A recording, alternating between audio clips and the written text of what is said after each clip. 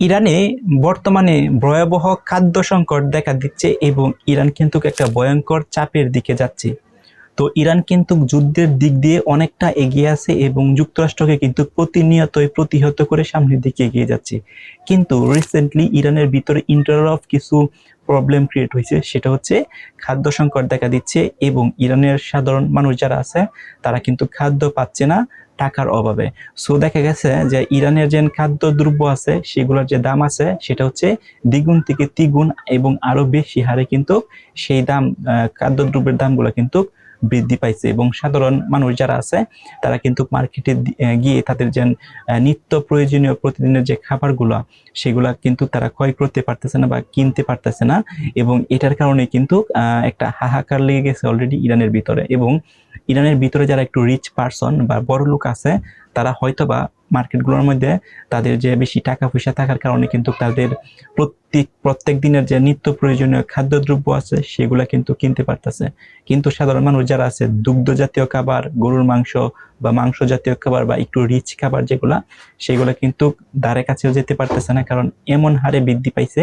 এই বৃদ্ধি হওয়ার কারণে কিন্তু সাধারণ মানুষের কাছে হিউজ অফ অ্যামাউন্ট কিন্তু টাকা নাই, কিন্তু একটু রিচ পার্সন যারা আছে ইরানের তাদের কাছে আছে এবং তারা কিন্তু কিনতেছে। এবং সাধারণ মানুষ কিন্তু যারা বিক্রেতা আছে তাদেরকেও কিন্তু দোষ দিচ্ছে না, কারণ ইরানের ইকোসিস্টেমটাই কিন্তু কিরকম এখন চেঞ্জ হয়ে গেছে এবং প্রতিনিয়তই কিন্তু এইগুলার দাম কিন্তু প্রতিনিয়ত বেড়েই চলছে, বাট কমতেছে না। সো এই যে প্রবলেমটা যেন ক্রিয়েট হয়েছে, এখন এই প্রবলেমের কারণে কিন্তু অনেক মানুষ কিন্তু অনাহারে আছে এবং হচ্ছে যতই দিন যাচ্ছে সেই প্রবলেমটা কিন্তু আরো ভয়াবহ আকার ধারণ করছে। এখন পর্যন্ত ইরানের সরকার কর্তৃপক্ষ কোনো প্রকার স্টেপ নেয় নাই এটার বিরুদ্ধে, বাট এখন এই যে স্টেপ নিচ্ছে না সেটার কারণে কিন্তু একটা ভয়াবহ ঝুঁকির মধ্যে পড়তেছে ইরান। যদি রিসেন্টলি কোনো কারণে যদি তাদের খাদ্যদ্রব্য এগুলার দাম যদি না কমায় তাহলে কিন্তু একটা মহামারীর সিচুয়েশন ক্রিয়েট হতে পারে ইরানের ভিতরে। এবং যারা হচ্ছে সরকারি চাকরিজীবী এবং হচ্ছে যারা টিচার এবং হচ্ছে গভর্নমেন্ট জব যারা করে তারা হচ্ছে পার্ট টাইমে টাকা আর্ন করার জন্য অফিস আওয়ার পরে সন্ধ্যার সময় বিভিন্ন প্রকার ট্যাক্সি, উবার ইত্যাদি চালাচ্ছে এবং বাড়তি বা এক্সট্রা ইনকাম করার কিন্তু চেষ্টা করতেছে।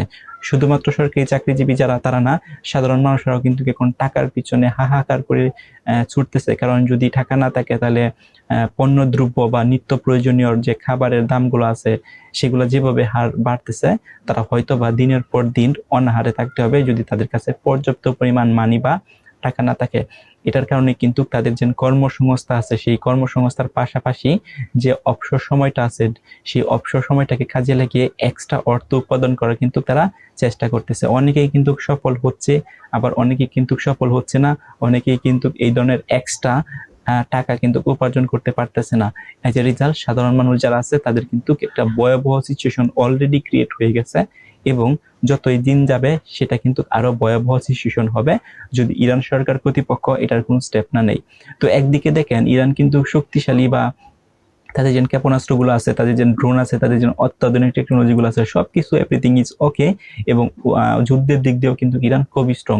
বাট এই যে সাধারণ মানুষরা যেন একটা ভোগান্তি পড়তেছে সেই দিকে কিন্তু এখন ইরান কোনো স্টেপ না নেয় বা নজর না দেয় তাহলে আমরা বলতে পারি ইন দা নেক্সট কয়েক উইক বা কয়েক সপ্তাহ বা সর্বোচ্চ 1-2 মাসের ভিতরে কিন্তু ইরানের সাধারণ মানুষের এরকম একটা অবস্থা হবে, অনাহারে থাকতে থাকতে অনেক মানুষ কিন্তু মারা যাওয়ার ওইরকম একটা পসিবিলিটি ক্রিয়েট হয়ে যাবে এবং ইরানের ভিতরে কিন্তু একটা মহামারীর মতো সিচুয়েশন ক্রিয়েট হওয়ার সম্ভাবনা আছে যদি এখনই সরকার কর্তৃপক্ষ এই খাদ্যদ্রব্যের দাম যদি না কমায় বা এটার বিষয়ে কোনো প্রকার স্টেপ না নেয়।